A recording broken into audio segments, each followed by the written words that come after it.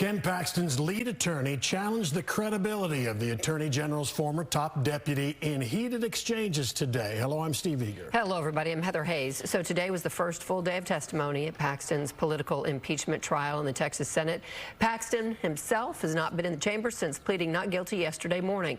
Most of today's testimony was from Jeff Mateer, one of Paxton's top employees who went to the FBI about concerns about Nate Paul. He was Paxton's friend, Paul, and campaign donor in case filings accused of bribing Paxton and manipulating his authority. The question for the Senate jury is whether Mateer is believable as an inside observer or whether he had political ambitions of his own. Fox 4 Sean Rabb in studio with more on today's testimony. Another big day, Sean. Big day indeed. And in aggressive cross-examination, Paxton attorney Tony Busby suggested Jeff Mateer and others in the AG's office wanted to take the reins, that he, Mateer, wanted to be the attorney general, accusing him of trying to stage a coup. Mateer pushed back. His day on the witness stand started with his explaining he felt he had to go to the FBI because Paxton's behavior had become inconsistent with the man he worked for and came to call friend.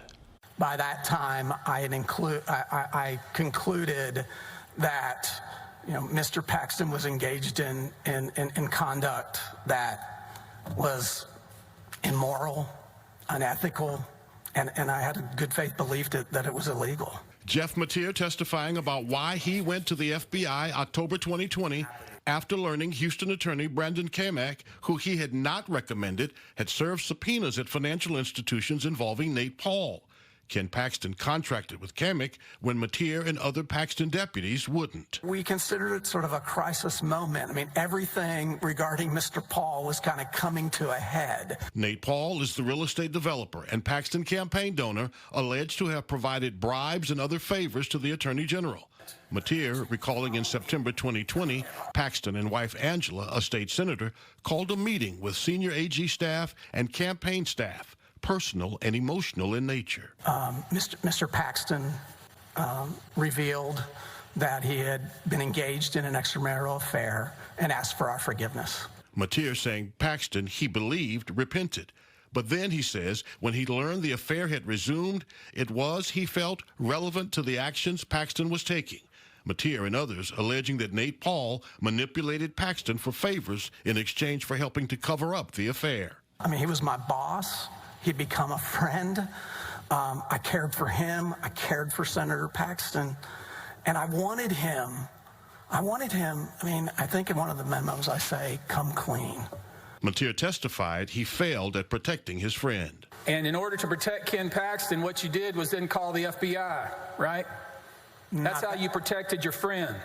That's not correct, sir. Paxton lead attorney Tony Busby. When you went to the FBI, what crime did you have this so-called good faith belief had occurred?